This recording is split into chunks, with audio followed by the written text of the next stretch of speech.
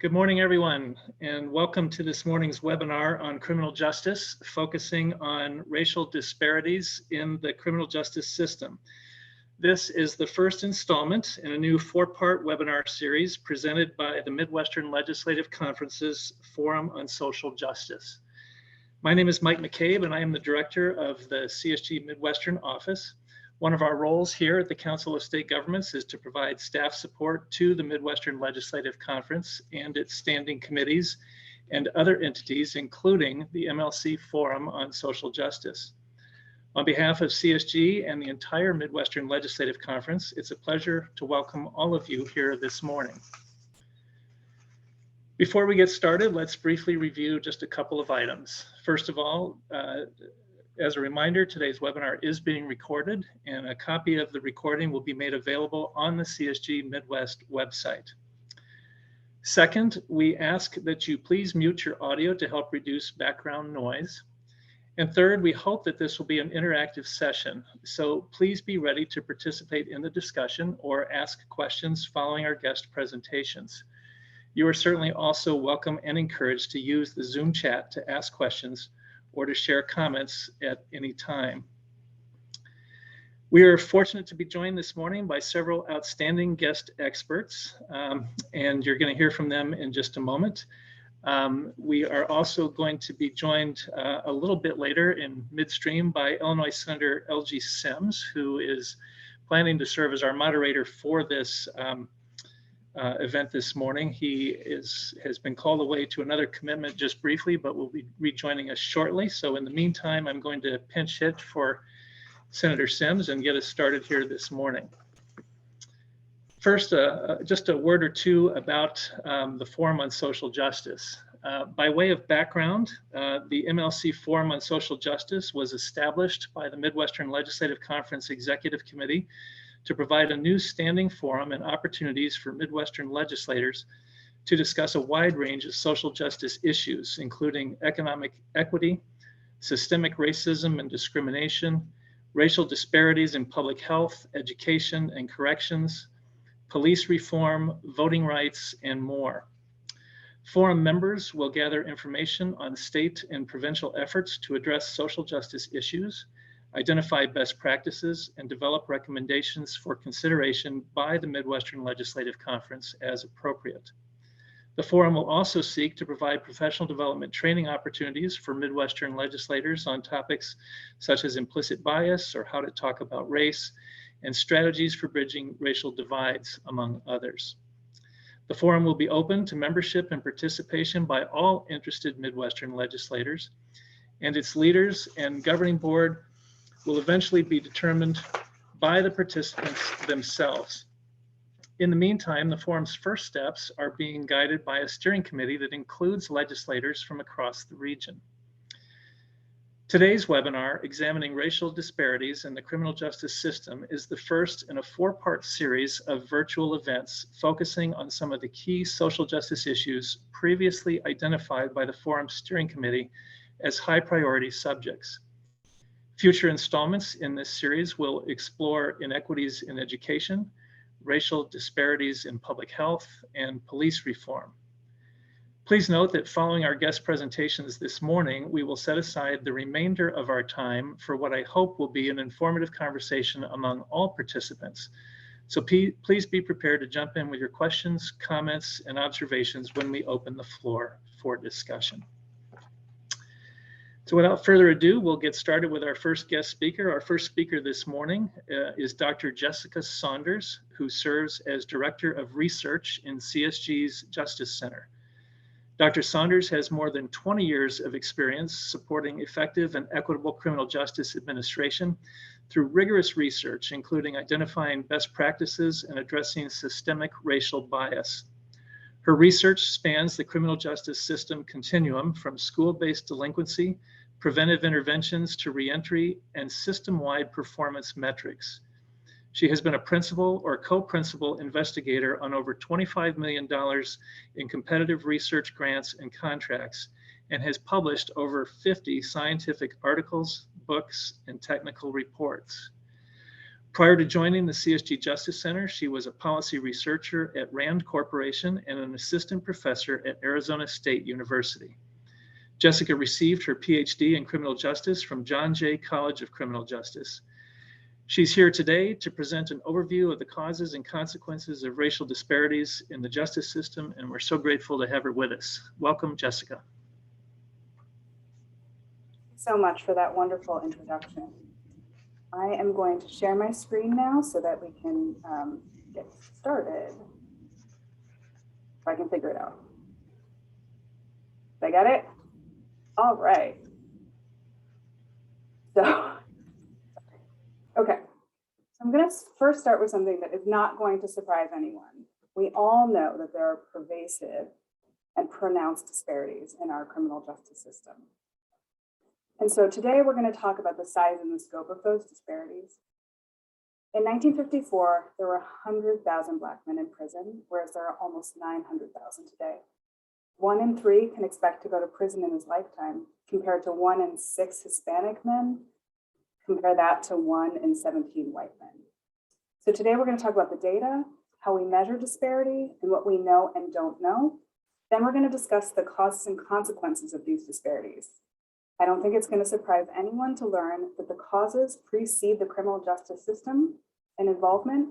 Disparities are further amplified as individuals move through the system, and minority individuals returning to the communities are more negatively impacted by their system involvement than white individuals.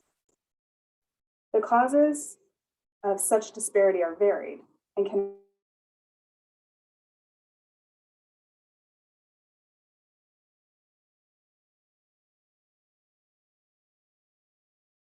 who exercise broad discretion in the justice process. And finally, we're going to discuss ways that lawmakers, policymakers, community members, and advocates alike can focus their attention on reducing disparities while improving community safety. Addressing racial disparities in the criminal justice system is entirely consistent with our commitment to public safety and a fair system of justice. So first, we're just going to remind everyone that the criminal justice system impacts a huge portion of the American public.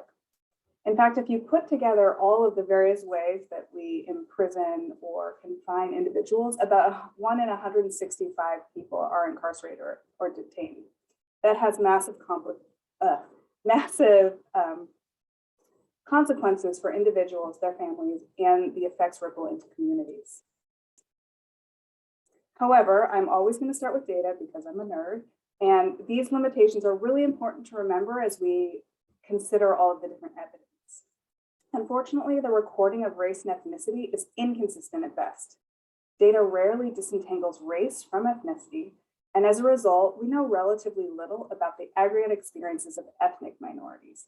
However, in recent years, these data deficiencies have been partially addressed, so I do have some data on it, but I just want you to know that it's very new and less reliable.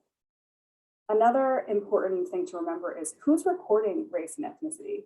In some cases, we have a court clerk who might look at somebody and record their race, as opposed to another place where a person is able to self-identify.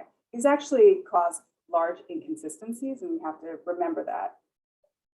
And probably most importantly, we start measuring things when they are reported to the police or recorded by the police, but most crime goes unreported. So I'm going to be talking a lot about the relative sizes of different populations to highlight where disparities are accumulating. But this is a very coarse measurement. Think about all the processes and decisions that happen between each of these population counts: before arrest, between arrest and arraignment, during the adjudication process, sentencing, and then the decisions of supervision officers and parole boards. Those are all masked when we only look at the end results in these populations. One more word of warning. I'm going to be focusing on numbers, but they really don't tell the entire story. They're a good way of understanding large social phenomenon, but they also allow us to distance ourselves from a traumatic reality that a large portion of the American population is living. We have to remember that behind every number and every disparity are people, families, living in communities. And the effects of the criminal justice system extend far beyond the individual. Another thing that I really want to emphasize is that arrest rates are frequently mentioned synonymously with offending rates, but they are very different. Again, as many crimes go unreported, it's difficult to draw conclusions about who's actually offending in the community. Arrest statistics are an accurate reflection of police activity in clearing reported crimes and crimes that they proactively observe themselves, not the actual criminal events in the population. Still, there is some differences. There's still evidence that there are differences in criminal behavior in the community that's likely responsible for some of the disparities that we see in the system. However, it doesn't always work in the same direction, and just looking at the overall numbers hides these differences. So when we look at National Victimization Survey data, we find that victims of crime report a Black offender at a 2.4 times higher rate than a white offender. However, Black individuals who have committed a violent crime are slightly less likely to be arrested than white individuals. So in this case, it looks like they're underrepresented in the arrest phase. On the full other end of the spectrum, the most recent national data from the National Institute of Drug Abuse finds that Black individuals use marijuana actually at a slightly lower rate than white individuals. However, they're arrested at a 6.2 higher rate than white individuals. So in this case, they're overrepresented in the arrest phase of the system compared to white individuals. And I just sort of gave you some numbers and rates, and I'm going to show you how I calculated them because math is fun. Basically, it's a very simple way to summarize the disparity between two groups. So we take the number of people that experience a particular outcome. So in this case, we're looking at the number of Black individuals incarcerated, and we compare that to their relative size of the population. With that, we get a rate, and then we compare those rates. So in this case, and feel free to check my math, we see a relative rate index of 4, which means that in 2020, Black individuals were 4 times more likely to be incarcerated than white individuals.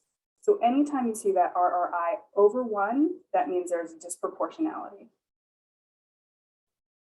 So of all of the racial and ethnic groups, Black Americans, forgot to move the slide.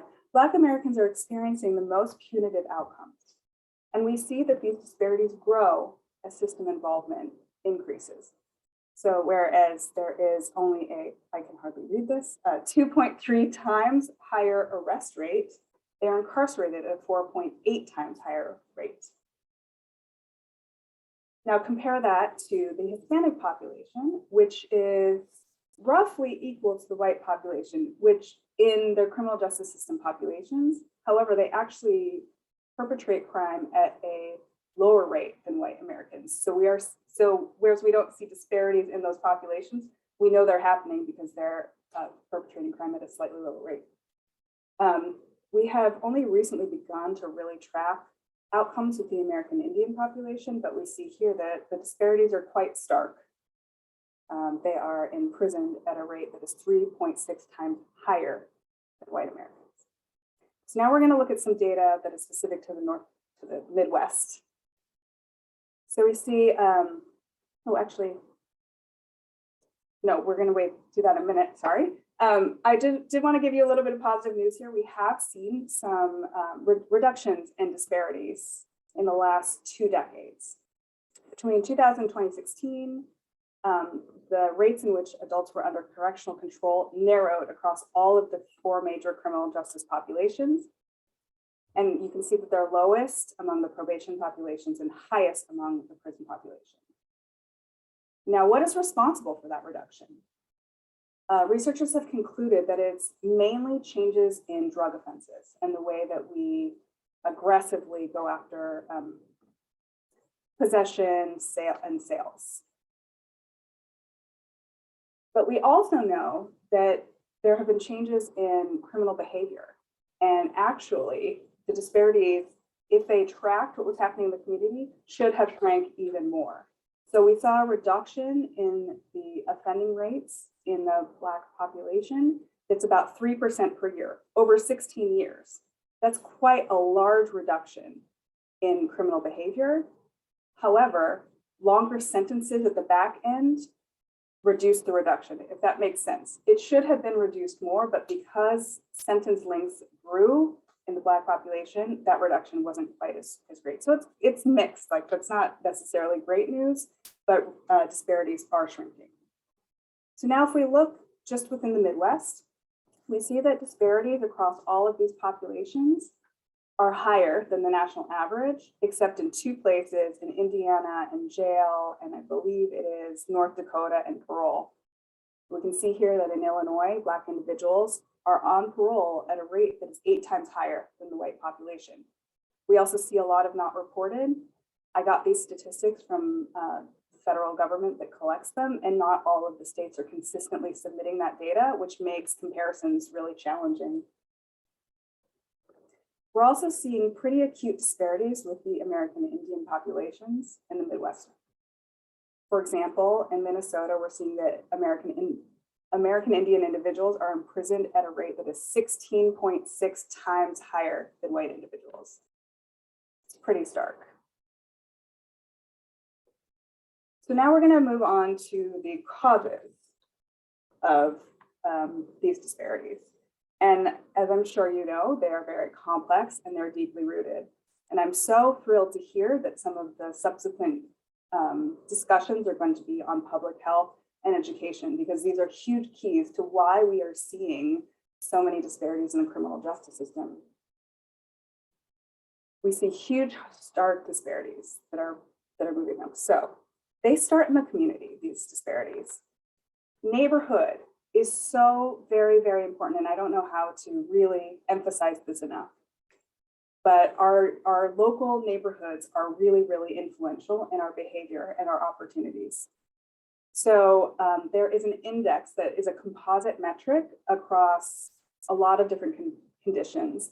It summarizes the ability of children to achieve healthy development in physical, cognitive, emotional, and social realms, so they can reach their full potential. So this summarizes things like access to early childhood education, the quality of schools, availability of healthy food, outdoor recreation, etc.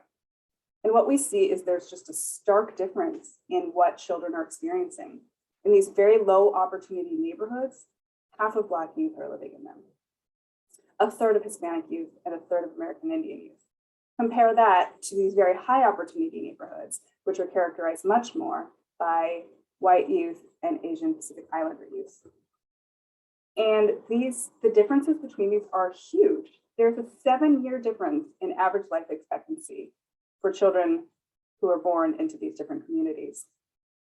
One national study found that if we eliminated these neighborhood differences, we would completely erase the differences and disparities in income, education, unemployment, and reduce the racial differences in single motherhood by 2/3.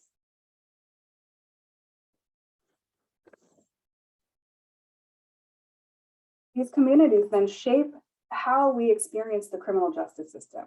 And this starts in the juvenile justice space, with Black children being subjected to more aggressive enforcement for rule violations in school, a problem which we more commonly understand as the school to prison pipeline.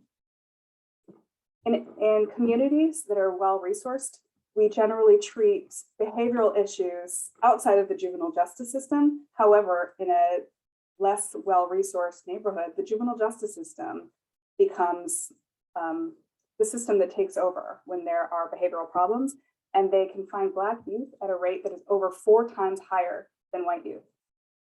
In fact, in the United States, more than 14 million students have a police officer in their school, but no psychologist, nurse, social worker, or counselor. But this problem of over-enforcement of the Black community extends back into the neighborhoods. All of the studies that look at police-initiated activity, so that would be traffic enforcement, stopping people on the street, all of the studies show giant disparities in who the police are proactively engaging with. Black and Latino males in particular are more likely to be pulled over by the police. They are more likely to be searched by the police. In fact, in New York City, when they were looking at who was being pulled over and who was being searched, the majority were teenagers on the street, and 80% of them were Black or Latino. And we also have to remember that about half of incarcerated individuals are parents. There are currently more than 2.7 million children in the United States with an incarcerated parent, and approximately 10 million children and young adults in the United States have had a parent behind bars at some point in their lives. Children of incarcerated parents comprise one of the largest marginalized at-risk populations. And these disparities just continue to compound as individuals move through the system. Decisions made at one stage contribute to an increasing disparity at subsequent stages. For example, bail practices that result in Black and Hispanic individuals being detained before trial at greater rates than similarly situated white individuals disadvantage them in trials and sentencing. There are big disparities here. We found that across 5 major cities, bail amounts for Black individuals were on average $7,000 higher for violent offenses, $10,000 higher for public order offenses, and a full $13,000 higher for drug offenses. This is resulting in a lot more people staying in prison and jail before trial. And then when people return to the communities, there's a racial difference and disparity in homelessness, unemployment, and poverty. Going to prison is a major life-altering event that creates obstacles to building stable lives in the community, such as gaining employment and finding stable and safe housing after release. Imprisonment reduces lifetime earnings and negatively affects life outcomes among both the individual and their children. So there's individual level consequences of imprisonment, but there's also huge societal level consequences. High levels of imprisonment in communities cause high crime rates and neighborhood deterioration, thus fueling even larger disparities. There are nearly 50,000 legal restrictions against people with arrest and conviction records. These routinely block access to jobs, housing, and educational opportunities. Nearly 75% of formerly incarcerated people are still unemployed a year after release. A lack of stable housing increases the likelihood of an individual return. In fact, joblessness is the single most important predictor of recidivism. And then this criminal record reduces the likelihood that a job applicant will receive a callback. It reduced it by 50% for white applicants and by nearly 2/3 for Black applicants, who are already getting called back at a much lower rate. So there's 4 main ways that the criminal justice system itself is exacerbating these pre-existing racial disparities, and we're going to go through them quickly and talk about some solutions that have been offered. So the first is disparate impact of race-neutral policies. So the perfect example for this one is the war on drugs. The decision to criminalize certain substances wasn't based on science or the relative harm of different drugs. The criminalization of possession has profound consequences. In 2019, there were more than 1.3 million arrests for drug possession, more than any other offense. Those arrested are disproportionately Black, Latinx, and Indigenous, and low-income people, despite the fact that rates of drug use and sales are relatively comparable. In addition to those disparities in arrests, there are vast racial differences in incarceration rates and length of stay. Okay, so the example that we all know about are the Rockefeller drug laws, where we punish the sale of crack cocaine more harshly than powder cocaine. There are also habitual offender laws that further compound racial disparities by increasing sentencing for subsequent convictions. And drug diversion programs generally are unavailable for those with a criminal conviction. So once people are caught up into the system through an arrest for low-level drug possession, it's very hard to get out. There are several approaches that have addressed these racial inequities in drug policy. Repealing barriers to housing, educational opportunities, employment, and voting that are based on drug convictions can be expunged or sealed. There's also other approaches that states have taken. We saw that when marijuana was legalized in some states, disparities went down. And as Oregon has just decriminalized the possession of drugs for personal use in 2020, it's estimated that this is going to result in a 95% decrease in racial disparities in drug-related arrests. Okay, second, resource allocation disadvantages low-income neighborhoods. In the US, we use monetary fines to punish an extraordinary range of crimes, misdemeanors, and other violations.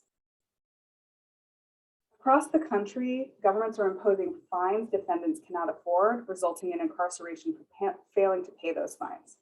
Courts routinely impose user fees on top of fines, charging people the cost of their own prosecution, their own defense, and even their own incarceration sometimes. The same monetary sanctions that inconvenience an affluent person can prevent a poor family from paying the rent. The fines are usually set without regard to a person's financial situation. And when people can't pay, courts often treat them as though they are refusing to pay and adding penalties. People who don't pay what they owe face incarceration, suspension of their driver's license, even the loss of their right to vote. And all of this is falling disproportionately on the Black community. There are also policies that amplify pre-existing economic inequalities. As we know, employees conduct background screens for full-time positions. And sometimes what we found is that callback rates, as I said before, drop significantly. Job and housing insecurities make it more likely for someone with a criminal record who might need temporary assistance to not get it. Since 1996, people convicted of certain drug crimes have been ineligible for government assistance through SNAP. This continues to compound the disadvantage. And finally, explicit and implicit bias lead to harsher punishment. So I'm sure that you guys have all been introduced to the difference between explicit and implicit bias and a lot of the research into implicit bias. If you haven't, I encourage everyone to go to the Harvard Implicit Association Test, Implicit Bias Association Test. It's pretty interesting. So some examples of this are that we see traffic enforcement officers stopping Black individuals at a much higher rate when it's light outside compared to when it's dark outside. So when they can actually see the race of the driver, we see more disparities. We believe that that's probably an implicit bias working, but the research actually cannot determine if it was implicit or explicit bias. Now, a lot of people are going to implicit bias training to help correct for this. And I have some rather upsetting news for you guys. Implicit bias training has not actually changed the way that implicit bias is operating in the criminal justice system. There's no evidence that it is actually working to change behavior. There are a lot of reasons you might want to have implicit bias training, but it is not going to be sufficient to solve the problem. There is some evidence that scrutinizing decisions and slowing down are much more effective at reducing implicit bias. Also, scrutinizing policies, particularly enforcement priorities, can have an impact on disparities. So a great example of that was in Connecticut when researchers went into a department where they were seeing large racial biases in traffic enforcement. They were able to look at the patterns and figure out that it was because the police were targeting an area where they thought they were going to get guns and get a lot of contraband off the street. So they were aggressively enforcing traffic laws in that area. When they went through the data, they saw they actually didn't get any contraband, contrary to what they thought. They were able then to change enforcement priorities because they saw that it was ineffective, and that reduced disparities by a lot. Other places have moved to giving tickets instead of arresting for misdemeanors, and that has dramatically reduced racial disparities in incarceration. So how do we go about addressing them? We start over breaking these into 3 separate buckets, but I want to make clear that really all of them need to be addressed if we are going to be successful at reducing disparities. So the research suggests that we can reduce disparities in opportunity and safety in neighborhoods. In fact, some of the most successful interventions for reducing crime and disparities have been done at this level. So this is a rather creative solution, but we've actually seen a lot of success by investing in neighborhoods and investing especially in places where there has been systematic divestment. So Places where they have done a lot of abatement have worked really well. So places that have taken out abandoned properties and created parks. There was a program that required property owners to enforce codes. And they found that turning vacant lots into park-like settings that are clean and maintained through community partnership had huge advantages. And it cost about $5 per square meter for remediation and 50 cents per square meter for maintenance. So those are just some of the things that we can do in the neighborhoods that are creating the disparities. Of course, investing in all the other services are likely to have a big impact as well. But now when we look at the criminal justice system itself, we need to systematically investigate where, how, and why the disparities persist across the system. We need to examine key decision points like bail, charging, plea bargaining, sentencing, to see where there are systematic differences by race. So instead of just looking at populations, we have to understand all of the decisions that accumulate that result in those differences in populations. We need to identify policies and practices with disparate impact and re-examine our priorities. So again, think about that traffic enforcement thing. It was a really easy change, and everyone, the neighborhood agreed, the police agreed that it was no longer an efficient use of resources. They made a change that improved public safety because we deployed police in a better way, and it reduced disparities. Excuse me. So fixing these decision points alone is not going to fix the system though, because things are coming, cases are coming in with disparities as well. And then we're reproducing them as people leave. So the consequences of these criminal records are so devastating, and there's a lot of opportunities for us to change the way we bring people back into the community.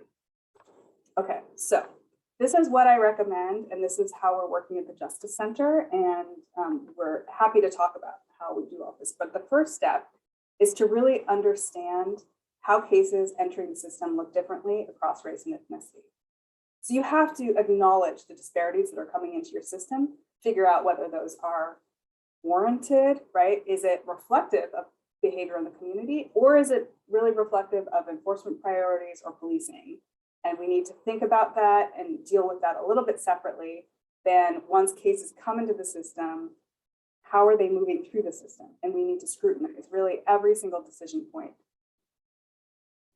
And so the next step, where we really look at the offending patterns, the system factors that account for these higher rates by race and ethnicity, and then isolate the decisions and create policy solutions. And so we're going to be talking about some examples a little bit later, but I wanted to end on this note that there is a lot of promise. We've seen several different places really improve disparity or reduce disparities. And so this is a great time to really focus on this issue. And I'm really happy to be here and so glad that CSG Midwest is taking us on.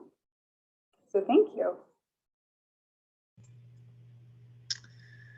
That's great. Thank you so much, Jessica, for that terrific presentation. A lot of good information and recommendations for everybody to consider. We'll be glad to take a question or two from participants if anybody has one now, and if not, we'll have another opportunity to ask questions of all of our presenters when we get closer to the end of the webinar. I want to just ask you one, Jessica. I know obviously you're a data person and your presentation is filled with interesting data, and it's important information. What's your assessment of how the states are presently doing in their efforts to collect this kind of data?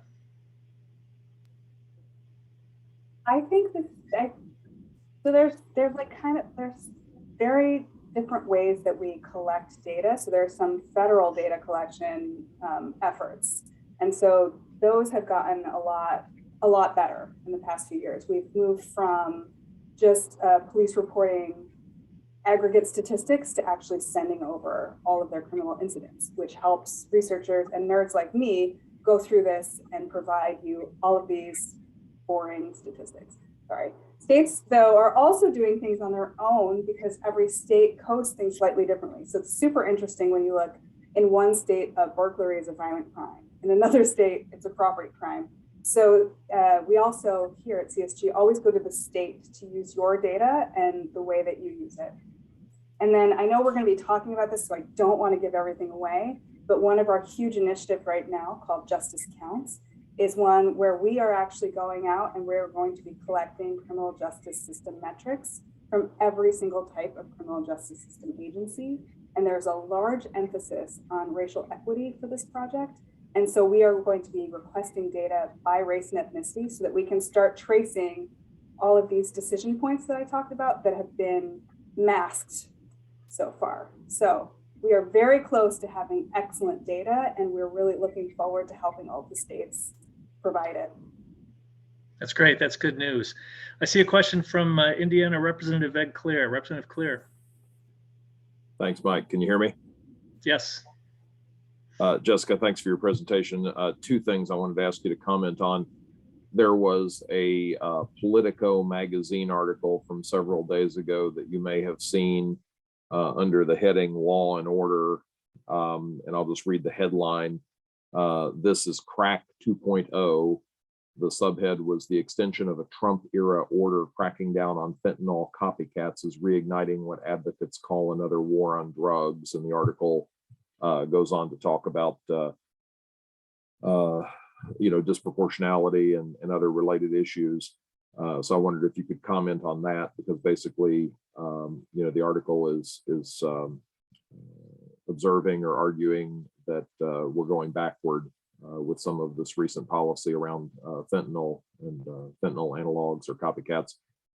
And then second, I was interested in your comment about turning abandoned houses into parks. And I think it's more complicated because we have a lot of housing affordability issues, and we're seeing a lot of gentrification where sometimes I'm not saying parks are ever a bad idea. I think most of us want to see more parks, but if you eliminate housing in predominantly minority areas and create parks where that housing was, and then the remaining housing stock becomes unaffordable for people who considered that their neighborhood, that's not good. So I just wanted you to talk about that as well. Thank you. Give me the tough questions. All right, I'm going to start with fentanyl. Obviously, this country is in a crisis at the moment with fentanyl overdoses. Skyrocketing, right? We've seen a lot of issues. I did not read that Politico article. I guess I missed it. It's such a tough thing to talk about right now, and I don't think there's evidence. Unfortunately, I don't have any research evidence to tell you. We do know that decreasing demand and aggressively enforcing drug laws does not, unfortunately, usually result in a decrease in use or overdoses. So while going after supply side is definitely a strategy that the DEA and police are doing, it generally does not reduce the problem. So I don't know how we're going after fentanyl dealers right now. So unfortunately, I can't comment on whether it looks similar to what we did with crack cocaine. But I think as long as we are definitely recording the racial impact of this, right, we need to make sure that we track the data. Are we enforcing the laws in a biased manner? That's what I really worry about, is how the racial impact of any of these decisions. And then when we talk about this, would you like to? Well, I was gonna, and I didn't mean to put you on the spot with that article. I was just interested in the general issue and whether it was on your radar. But the article, let me see if I can find it real quick. I don't want to take up our time. But it talked about the racial disparities. Here it is. Let's see, prosecutions for fentanyl-related substances soared during the Trump administration as the substance became more ubiquitous. The number of people prosecuted for and convicted of fentanyl analog crimes was nearly non-existent in 2016. but grew to 233 in 2019, according to data from the U.S. Sentencing Commission. Nearly 70% of those prosecutions targeted Black and Hispanic people, many of them street dealers rather than major drug kingpins, according to the government data. Okay. Thank you.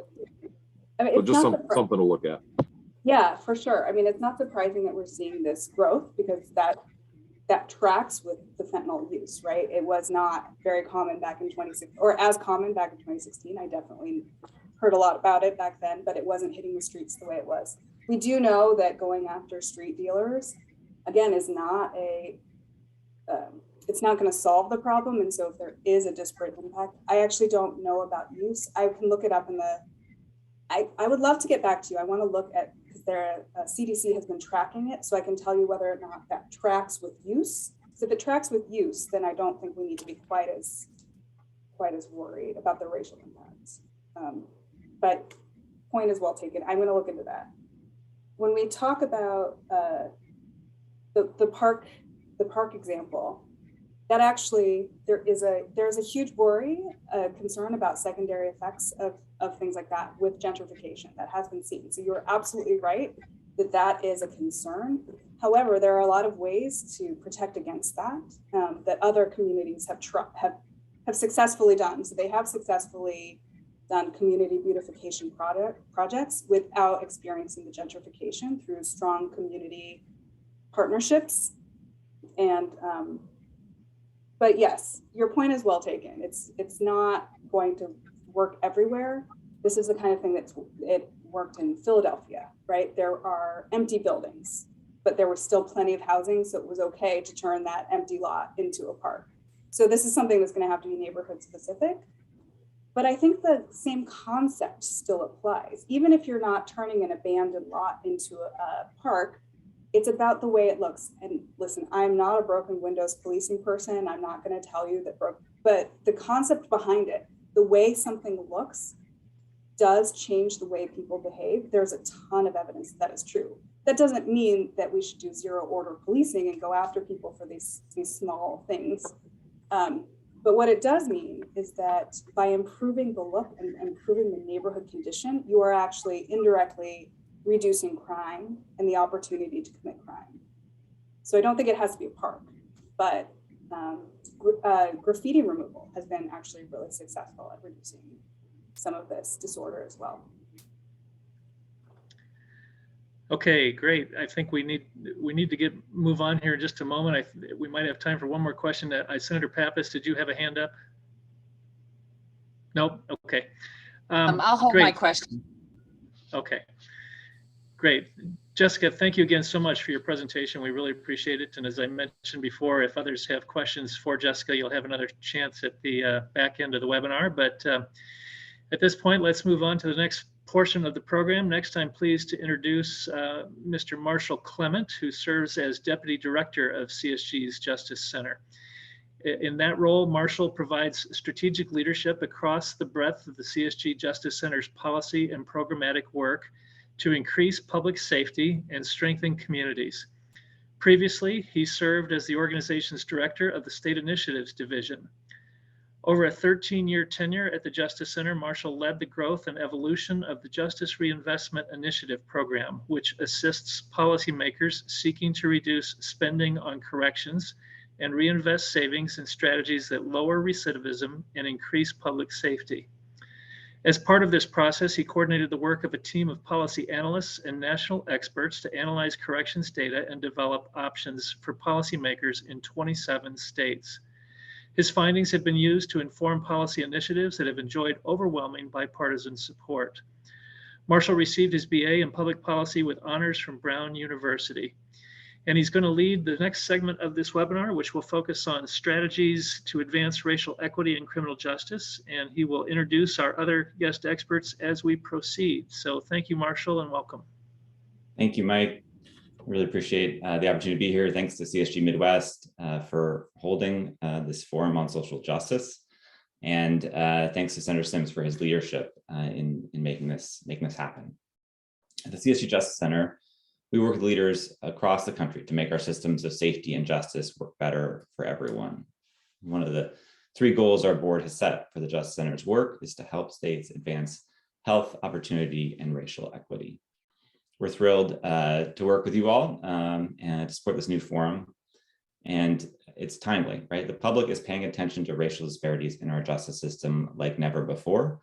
And hopefully and encouragingly, states are taking action on a wide range of justice reforms in recent years, from interrupting and preventing violence in new, more effective ways, to reforming how law enforcement are trained and engage in our communities, to reforming our systems of bail, supervision, and incarceration. I know many of these conversations and reforms are taking place in states across the Midwest. Some of these reforms have been pursued simply to make our justice system more effective. Other reforms have been pursued on a bipartisan basis with the explicit goal of reducing these racial disparities that Dr. Saunders just walked us through. I think one takeaway I have from her presentation and the research is that whether it's criminal justice or it's addressing racial disparities, right, the human brain is wired to find the simple solution. And our research methods are so often investigating whether one thing had an impact on this other big challenge, be it crime, recidivism, or racial disparities. But what the research makes very clear, and what the framework that Dr. Saunders presented, is that we have to think about this in a comprehensive way. And we have to understand that no one solution, no one effort is going to be sufficient to take on these challenges, whether we're talking about crime and justice and improving safety, or we're talking about reducing disparities that we see across our communities and in our justice system. And so it's important as we think about strategies to address these disparities that we clarify our goals and that we closely track the outcomes that result. Good intentions aren't enough. We need to make sure that the impact we intend with any efforts in this space are realized. And good data is critical to that effort. It's at the heart of what the Justice Center works with state leaders like yourselves on. So I'm pleased to be joined by two colleagues at the CSG Justice Center who lead teams working on these issues, Dr. Nicole Jarrett and Elizabeth Lyon, as well as Assemblyman Steve Yeager from Nevada, who has led such efforts in his state. And I'd like to start with you, Assemblyman Yeager, if that's all right.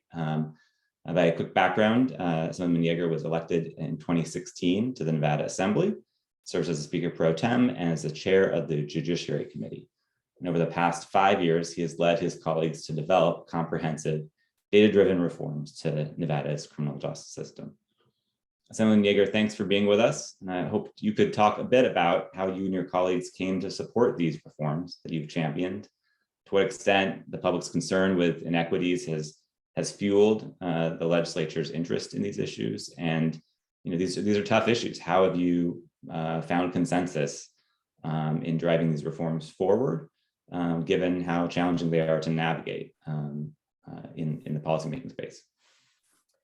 Yeah, well, good morning, everyone, and thank you for having me. It is a pleasure to be here this morning. And as you heard, I've chaired Assembly Judiciary since 2017. And I will say that criminal justice reform has been a huge priority in Nevada. And I might venture to say that perhaps we've done the most of any state over the past few sessions. When I asked my staff to pull together some information for this morning, frankly, I was amazed about how much I'd forgotten that we had done. And so I want to share some of that with you, but I also wanted to let you know where I come from on these issues. So before I was elected, I was a public defender here in Las Vegas for about 10 years. And I learned very quickly in that job when I would walk into a courtroom and I would look at the inmates who had been arrested. It was pretty clear to me there was a problem in our system, because at the time we were a majority white state at the time. We're not anymore. But it was not unusual to see 75 to 85% of those who've been arrested were racial minorities. And so, it doesn't take a lot of insight to know that there's some kind of issue there. And so when I first got elected to the legislature, I knew I wanted to work on these issues. And thankfully, there were a couple other public defenders who had been elected as well. So I think we saw a change in the legislative composition to want to work on this. And so what I think would be helpful, I'll just kind of really high level go over some of the things that we've done. I can't touch on all of them. There's too much. And if anyone wants detail afterwards, happy to send information, and then we'll take any questions about process in that. But really, we got started in the 2020, we are an every other year legislature. So we have a year off between legislative sessions. So 2018 was one of those years off. And what we did was we invited the Crime and Justice Institute into our state to help us with Justice Reinvestment Initiative. And so we spent like an entire year just collecting data, having working groups, and kind of laying the groundwork for what I think was going to be a huge lift in the 2019 session. And so some of that data, not surprisingly to anyone on this Zoom, I don't think, but African Americans were very much overrepresented in Nevada prisons. And interestingly enough, Hispanic or Latinos were overrepresented in the seriousness of drug charges and in the length of their sentences. They weren't overrepresented overall in the system, but in that particular aspect, they were. So, we wanted to take some of those things on, and that led to the passage of what I think is probably the most comprehensive criminal justice reform bill in the history of our state.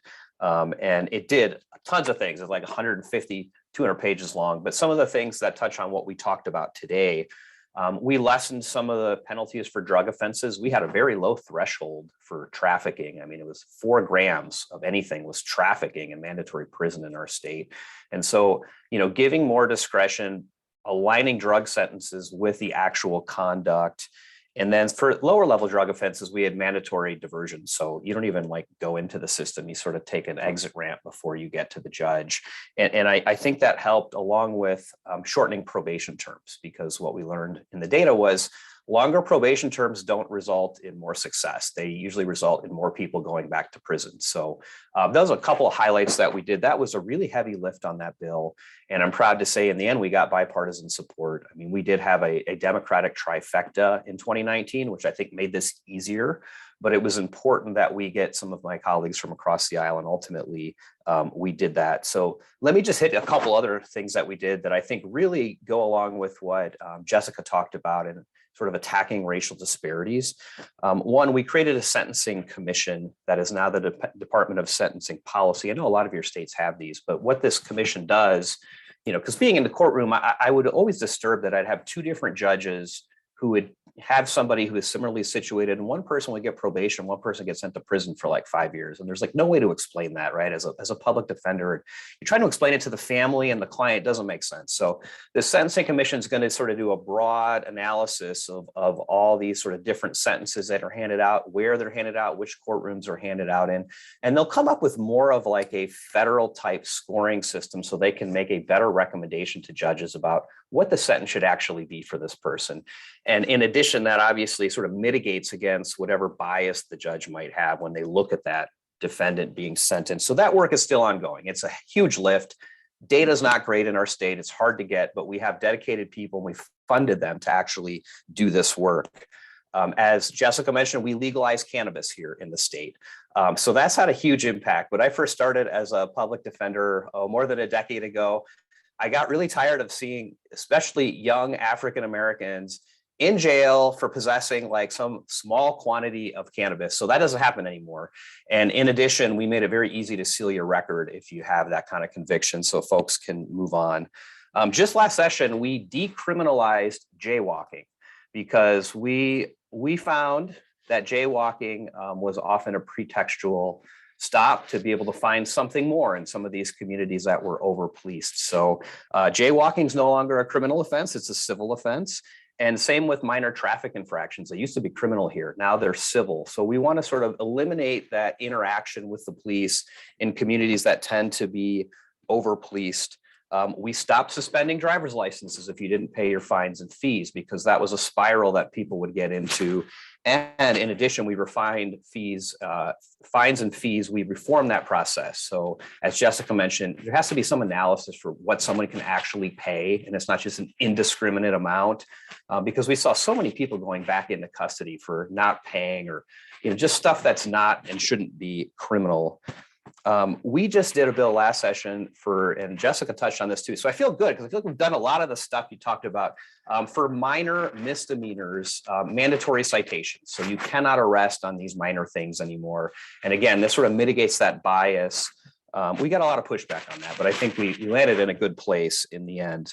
We prohibit officers from having quotas, either pulling cars over or arrests. They said they weren't doing it, but we wanted to make sure in law they weren't able to do it.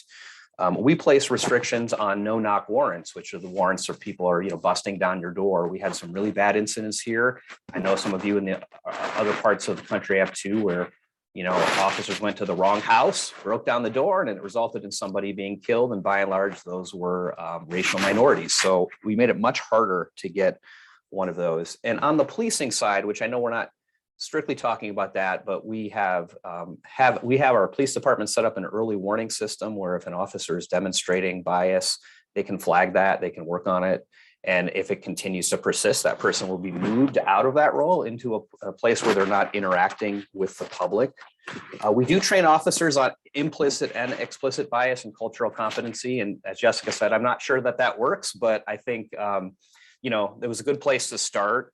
And then bail reform, we've done a ton on. So now you can only impose bail if it's the least restrictive option to keep the community safe and make sure someone comes back into custody. And as Jessica said, and I saw this as a public defender, if you are in custody and you're in your jail garb when you're getting sentenced, your sentence is going to be worse, absolutely going to be worse. So I think that helped. On the juvenile side, we're limiting the kind of cases that can directly be filed into the adult court. So the juvenile court has to make a decision, and additional training in the juvenile justice system. And then I'm almost done here. On the back end of all this, when someone gets out of custody, we enacted Ban the Box, which basically tells employers you can't do that background screening right away on somebody. You got to let them get through the process. And then, after you decide they're a great fit for your company, then you can sort of address that criminal record. And we've also changed a system that if you are not incarcerated, you can vote. We do not care what your convictions are. It's very simple for our registrars. Person's not in jail or prison, they can vote.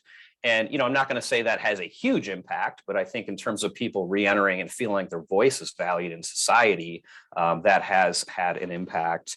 And then, I guess the only other thing I'll say, because you kind of asked a little bit about it, Marshall, was, how did we get this done? And I will say, you have to have the data.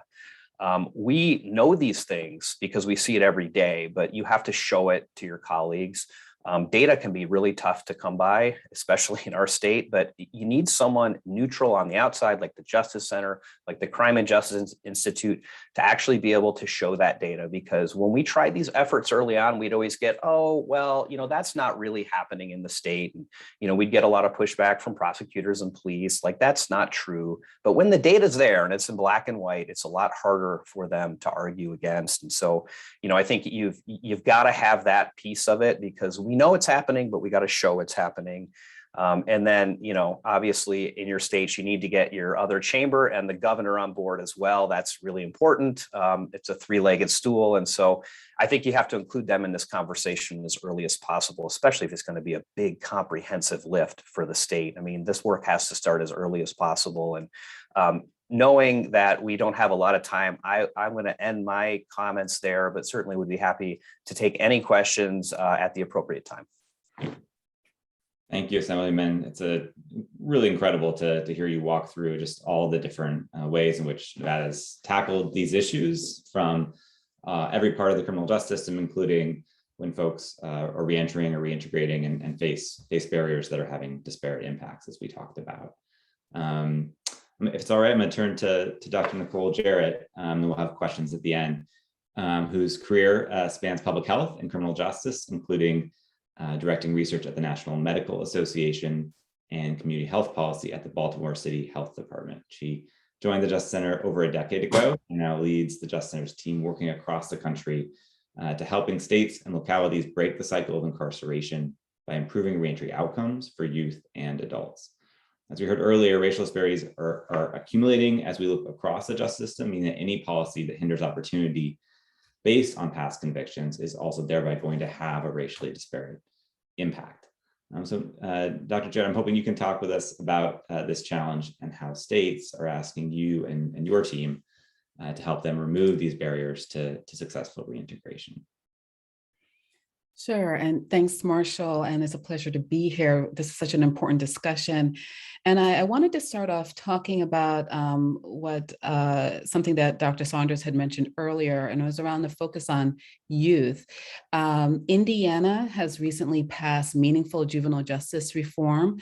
The state's Juvenile Justice Reform Task Force, commissioned a study that we conducted, and it found significant gaps in the data around youth, which is not unusual, but also inconsistencies in policies and procedures among counties, as well as a heavy emphasis in state funding, around 80% going towards residential services, meaning secure detention facilities, as opposed to 20% going to reentry. So with that information at hand, the task force engaged in a very highly collaborative process which helped led to this reform bill that included an expansion of pre-court diversion opportunities, requires the use of research-based detention screening tools to inform detention decisions, which is really helpful when it comes to bias, limits the use of secure detention for youth under the age of 12, requires the use of validated risk and needs assessments to match youth with the most appropriate supervision and services, establishing statewide juvenile justice probation guidelines, establishing reentry supports for youth in custody, requires the development of a plan to collect data to track and use that data for statewide juvenile justice practices. And that includes key system performance and equity measures. And that addresses a really critical need. So soon they'll have data by race and ethnicity on who's being diverted, what the risk screening information says, what about the use of overrides of that data, how are youth doing around program participation and outcome and completion data.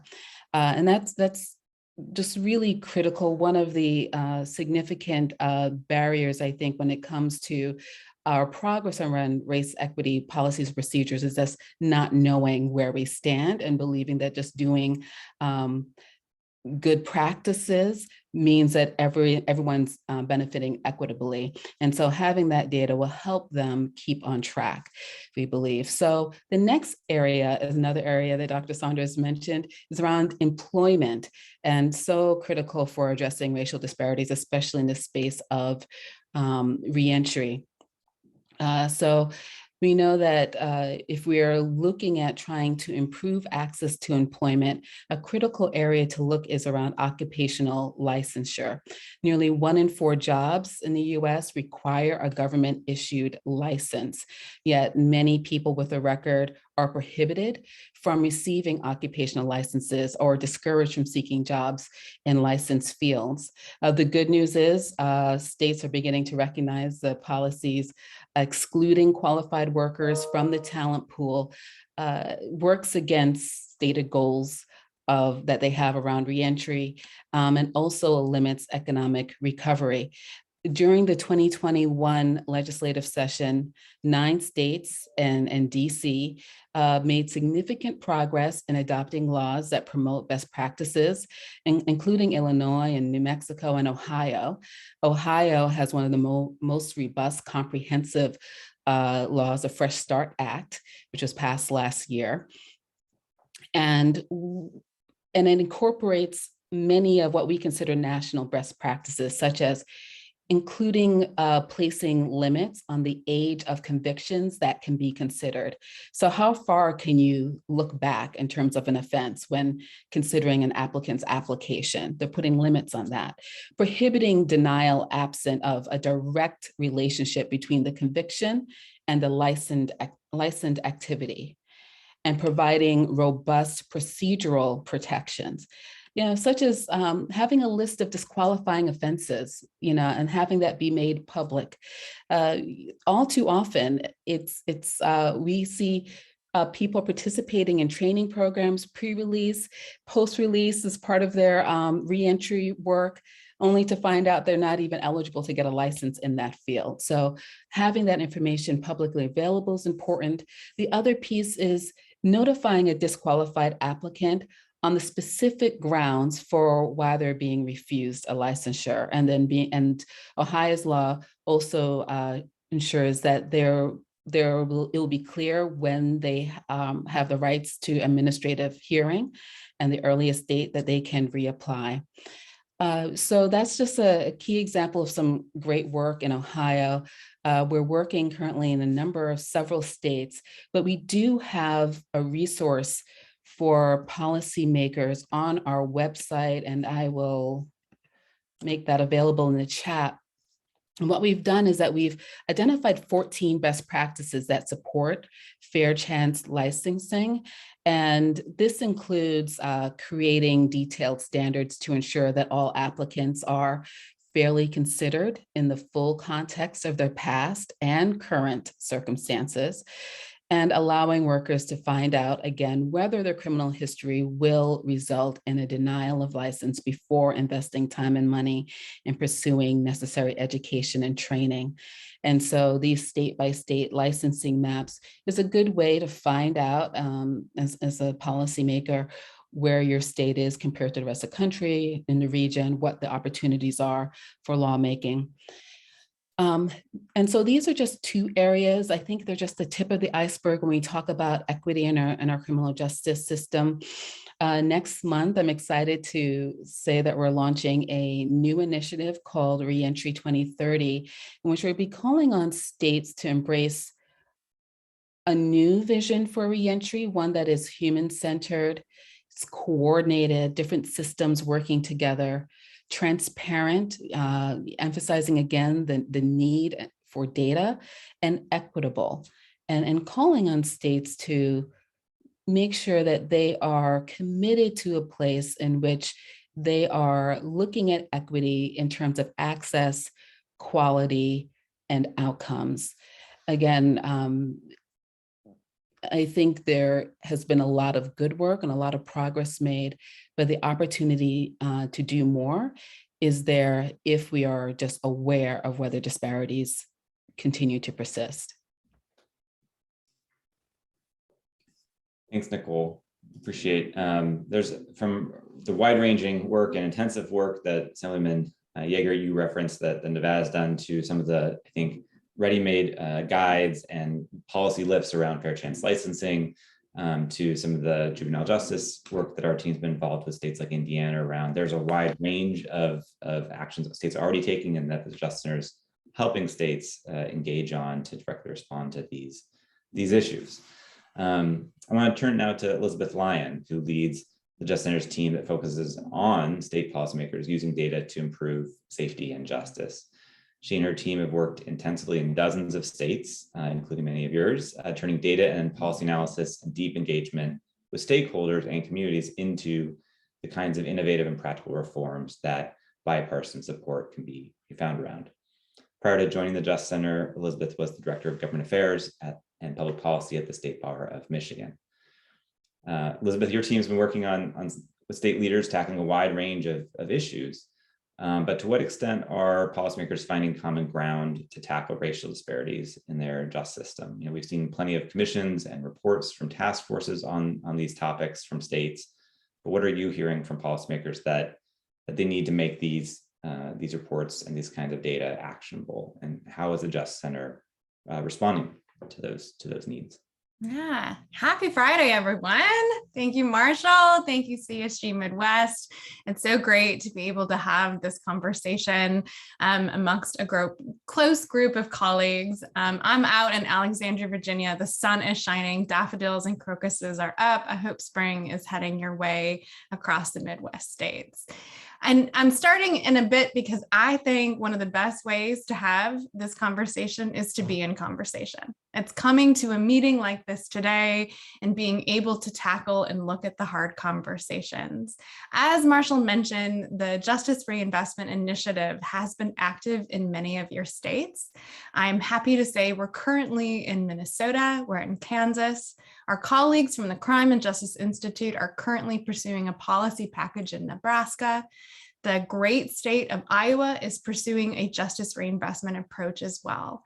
The reason why justice reinvestment has been active in over 30 states in the 10 plus years since its inception is because of what Assemblyman Yeager talked about, that three-legged stool, all three branches of government across the aisle in a bipartisan fashion coming together. The justice reinvestment approach is used to identify unique questions to each state and apply a process that uses data, but not just data, stakeholder engagement and focus groups to enrich that data, to give that data life and a story so we see what is happening. You give credence to what Assemblyman Yeager saw as a public defender by looking at the numbers. You're able to back up that anecdotal evidence and prove out the theory or not. The justice reinvestment process, if you're familiar with it, it might feel more common to you in addressing questions related to exploding prison populations, too many people on community supervision, limited resources. In more recent years, state leaders have decided the process was key to examining more difficult questions that were coming up in modern day circumstances. We've now seen several states turn to this process and approach for looking at racial disparity because it brings in those elements we're talking about. You get everyone seated around the table, you identify the questions unique to your state, you use data and stakeholder voices to inform and present to you what the different pinpoints are and the opportunities to move forward. I'll mention briefly here that in the state of Vermont, through their justice reinvestment process, they identified that there was a lot of racial disparities in their system. They put into law a requirement then to look at what those racial disparities were and to follow up and examine it. That then allowed the CSG Justice Center to spend about an additional year looking at all available data to see where the disparities existed. In Vermont, there was a narrative that drug offenses were being caused by people coming from neighboring states into Vermont to traffic. Our data was able to show that that narrative was not actually correct.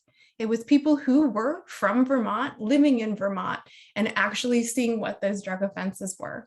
We found that statistically significant racial disparities existed in incarceration sentence who received it, particularly in the areas of felony, property, and drug offenses. So directly after that, we saw the Supreme Court establish multiple task force to look at what the court system and the judiciary could do in response.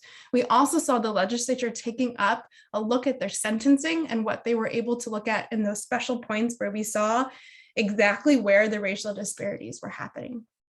Similarly, our friends in Montana saw through their justice reinvestment process, it was identified that those who are in Montana and tribal nations are experiencing greater disparities as they move through the justice system. And they also then asked us to commission a report that included very specific public policy goals for them to enact changes to do better. Massachusetts is another example. They went through a justice reinvestment process, identified racial disparities within their criminal justice system. They later then saw a report issued by Harvard in 2020 on the racial disparities. The judiciary then approached the CSG Justice Center to take a look at how we could examine racial disparities. So I would encourage you to think about Justice Reinvestment Initiative, which is funded and supported by the Bureau of Justice Assistance in partnership with the Pew Charitable Trust. You get folks like us, you get folks like your good colleagues at the Crime and Justice Institute to take a look at these questions. I also, in just a minute more, want to follow up on something my colleague Dr. Saunders mentioned in her presentation about the Justice Counts initiatives. This is also something that we hope proves to be a universal assistance and aid to all of your states. Justice Counts is a national initiative that is led by the Bureau of Justice Assistance and the CSG Justice Center to look at how we can provide better data on public safety. The goal of this initiative is to develop and implement a common set of metrics, providing resources and technology platform to report those metrics, and assisting state and local leaders to create a culture of data-driven policymaking for criminal justice. Soon, you will see the Tier 1 metrics released for the Justice Counts initiatives, and you will see that the National Steering Committee for this program voted that equity should be prioritized alongside public safety and fairness. When the metrics are released, you will see that they request and require breakdowns by race and ethnicity, as well as gender at key points in the system, like arrest, case filing, incarceration, and community supervision. So hopefully these tools and more help to bring folks around a table, build consensus, and identify solutions. With that, I'm not going to withhold the group discussion, but thank you for having me here today. Thank you so much, Elizabeth. Thank you, Nicole. Thank you, Assemblyman Yeager. I think, as you've heard, there's lots of ways states are taking action on this. The Justice Center is one of many organizations that stand ready to assist you and your colleagues in taking on these issues. We welcome any and all outreach and calls to talk more about those opportunities or ways we can be of assistance to you in your states. But I don't want to take any more time away from potential questions or discussion, so I'll turn it back to Mike McCabe to facilitate and close us out. Thanks so much, Mike. Thank you, Marshall. And I want to add my own thanks to Elizabeth and Nicole and Jessica again, and Assemblyman Yeager, all of you. We are so grateful to you for your participation this morning, for sharing your expertise and observations with us. And for those of the rest of you on the webinar here this morning, I think you can see now why we're as proud as we are of the work that our Justice Center does. They're a wonderful resource. I know that Jessica and Nicole both posted some additional information that you may want to see in the chat. If you haven't seen that so far, I encourage you to check out those links. We will make sure to post the slides following the presentation as well. And I know Jessica included some additional slides in her materials that provide state-by-state data regarding disparities in the criminal justice systems in each of the Midwestern states. And I think you'll find that data to be very interesting too. So please be sure to check that out. I do want to open the floor for questions and discussion. If anybody has any questions for any of our speakers, now is the time to raise those. I'll start with you in just a moment, Senator Pappas, but also would invite you, anybody who wants to share information with the group about recent initiatives relative to these discussions that are ongoing in your own states. We would love to hear them. Assemblyman Yeager did a great job of sharing what's been going on in Nevada. We'd love to hear from some of you about what's going on in your states here in the Midwest as well. So if you'd like to share that, please be ready to do so. Senator Pappas. Thanks, Mike, and thanks for the great presentations. We're all experiencing a crime wave. And so I think the dynamic around criminal justice reform has changed, where it was very strong after the murder of George Floyd, which happened in my state. It's now people are very concerned about public safety. So I'm interested in, I agree with all the reforms that Assemblyman Steve did. I think they were great. And some of them we have done over the years in Minnesota, like a Sentencing Guidelines Commission. But I'd be interested in any data you have on kind of preventing criminality, like juvenile justice intervention, for example. One of the presenters talked about services in low-income communities that I assume provide intervention for juveniles so that there are recreational opportunities and jobs, et cetera, because we have a lot of carjacking going on by juveniles. So any comments that any of the presenters want to make in this area, I appreciate. Presenters, anyone want to tackle that question? You know, there are a slew of different types of programs that are geared for various potential risk factors. Some of it specifically targeting youth who have parents who have been incarcerated because they are at a particular at risk. And so creating a stronger safety net around that group. And we've seen some community-based strategies that involve mentoring, but then also identifying youth that are at highest risk of being killed or killing someone. I mean, that's the way it's been framed in certain initiatives. And there's different risk factors that go along with that. And so, and just wrapping that young person with a strong safety net, being in touch with the larger network of care providers, and also parts of the system, are they getting all the different resources that they need? And so I'll just emphasize that, really targeting the youth that are at most risk. There's, programs like Operation Safe Kids in Baltimore City. I'm in Baltimore, so I was a part of that program, are just, I think, one way or a key strategy in improving it. I don't think it's just, we haven't found the magic program. I think it's a multi-system approach, identifying the kids most at risk.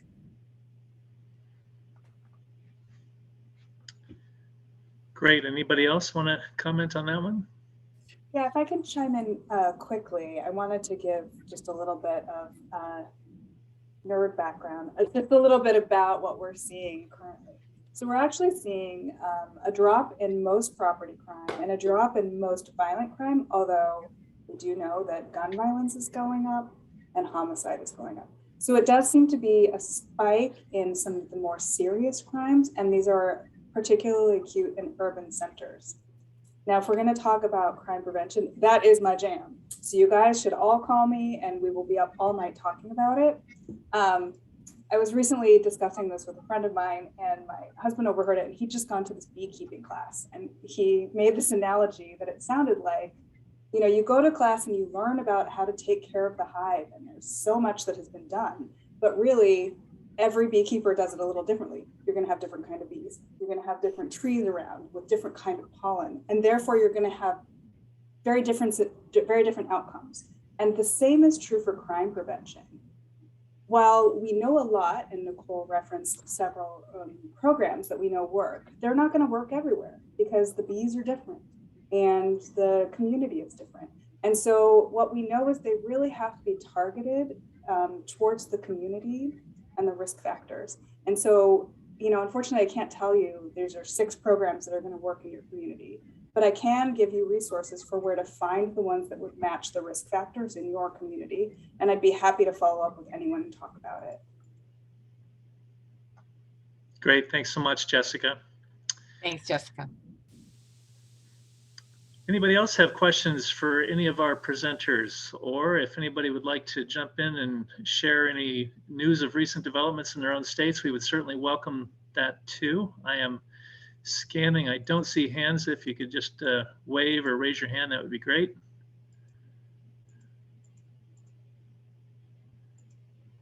All right. Well, I don't see other comments or questions. Representative Clear has a hand up. There I see it. Thank you, Laura. Representative Clear, go ahead. Thanks, Mike. I thought I'd jump in with another question if I may. Just a general question, I guess, for any or all of the panelists or others on the call. I don't know quite how to say this. Looking at Indiana, we just ended our legislative session last week. Yeah.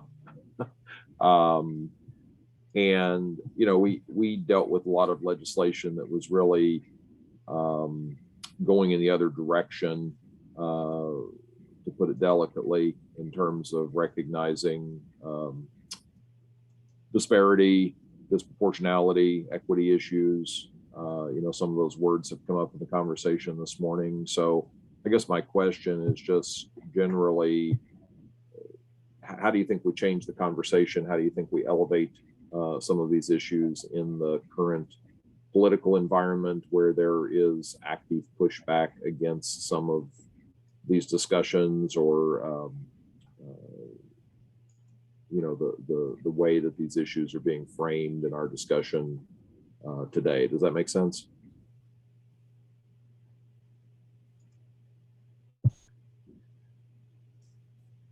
challenging question for sure. Thank you, Representative Clear. Who wants to weigh in on that one?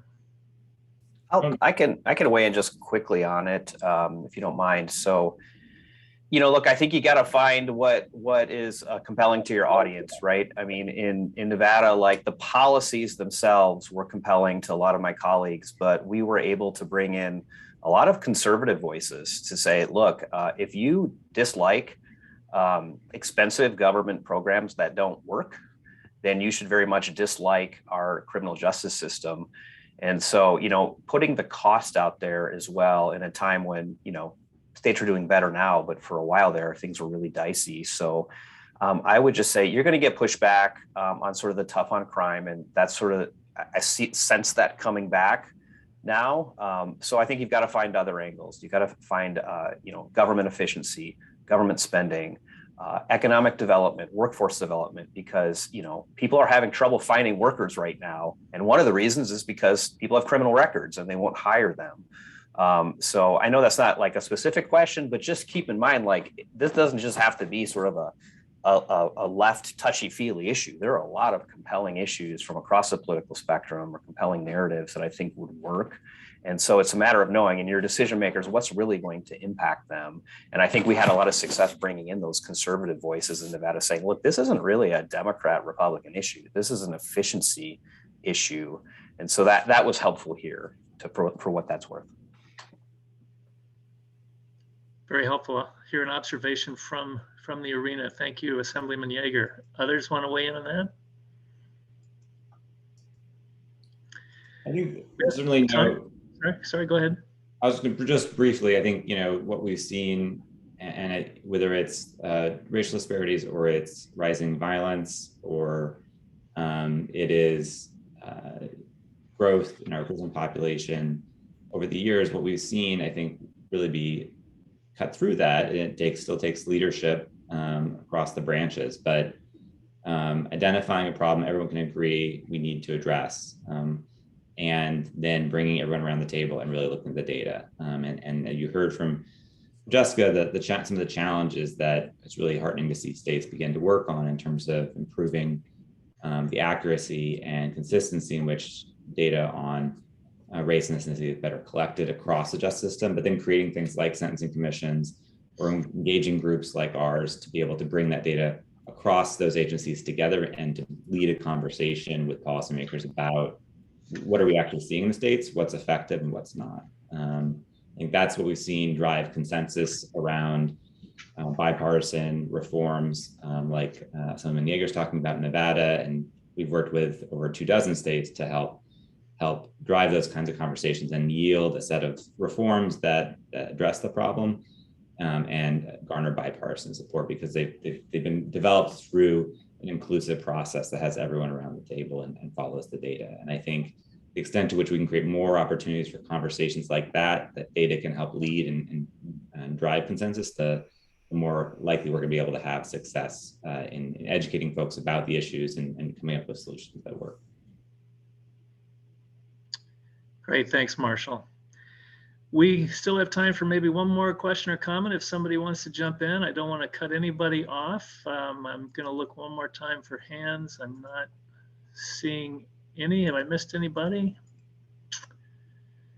All right. If not, I think we'll wrap things up this morning. I do, again, just want to say thank you to everybody who helped us with today's session. Special thank you to you, Jessica, to you, Marshall, to you, Nicole, to you, Elizabeth, to you, Assemblyman Yeager. Really appreciate the expertise and observations that you all brought to the table.